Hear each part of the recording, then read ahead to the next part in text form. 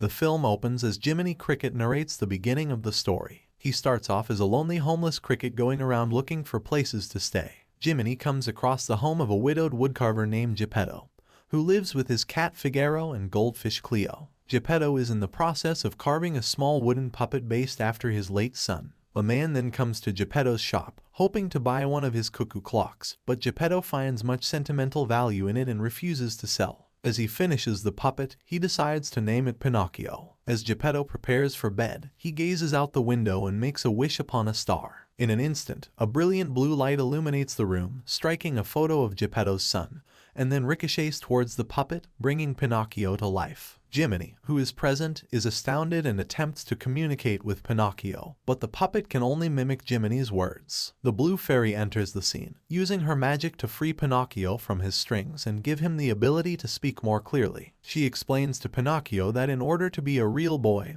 he must embody the qualities of bravery, honesty, and selflessness. The fairy also bestows a new set of clothes on Jiminy and appoints him as Pinocchio's conscience. Upon waking up, Geppetto is shocked but overjoyed to find that Pinocchio has come to life. Eager for him to experience a typical childhood, he sends Pinocchio off to school with the other children. Jiminy decides to accompany him and meets a seagull named Sophia whom Geppetto is familiar with. She offers to fly Jiminy in search of Pinocchio. As Pinocchio sets out on his journey, he catches the eye of two scheming con artists, Honest John and Gideon. They see an opportunity to use Pinocchio as a draw for the puppeteer Stromboli and attempt to lure him into joining their act with promises of fame and fortune. Pinocchio is tempted, but Jiminy catches up with them and reminds him of Geppetto's wishes for him to become a real boy. Pinocchio chooses to do the right thing and declines their offer, determined to go to school. However, when they arrive at the school, Pinocchio is cruelly turned away by the headmaster,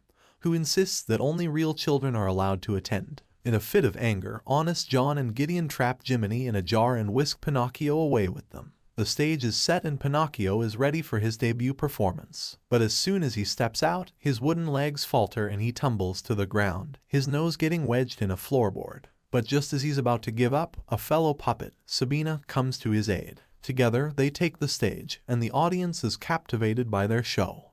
But behind the curtain, the puppet master, Stromboli, is far from pleased. He's abusive and locks Pinocchio up in a cage to keep him from running away. Geppetto becomes worried when Pinocchio doesn't come back home and sets out to search for him. He visits the school but finds no trace of him. Meanwhile, Jiminy has been freed from the jar and is able to join Stromboli's stagecoach to find Pinocchio. When he finally locates him, Pinocchio is pretending to be unhappy with the fame and success, causing his nose to grow longer. This gives Pinocchio the idea to lie in order to make his nose grow long enough for Jiminy to reach the keys and free him from the cage. Pinocchio and Jiminy escape on a stagecoach with other children, led by the coachman. Along the way, Pinocchio befriends a child named Lampwick and begins to question the coachman's intentions. However, the coachman convinces Pinocchio to continue on to Pleasure Island. Meanwhile, Sophia comes across Geppetto and shows him an advertisement for Pleasure Island, revealing where Pinocchio has been taken. Pinocchio and Jiminy arrive at Pleasure Island, a place that appears to be a child's paradise with unlimited fun and games. However, as they spend more time there, Pinocchio starts to notice that the other children are becoming rowdy and mischievous. Jiminy attempts to find Pinocchio but instead discovers a salt mine where the children are being turned into donkeys and sold as slaves by mysterious black vapor creatures.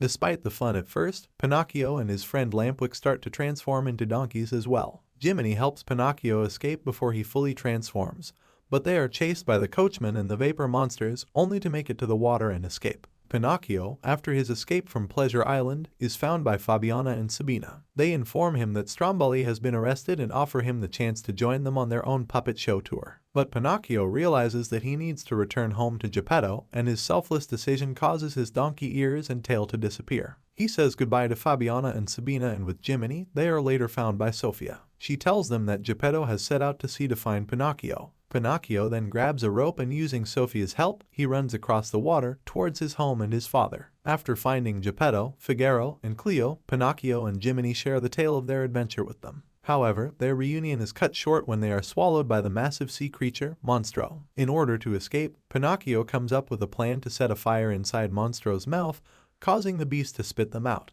Though the plan is successful, Monstro continues to pursue them. Pinocchio uses his legs to propel the remains of the boat towards a cave, ultimately leading Monstro to crash into it.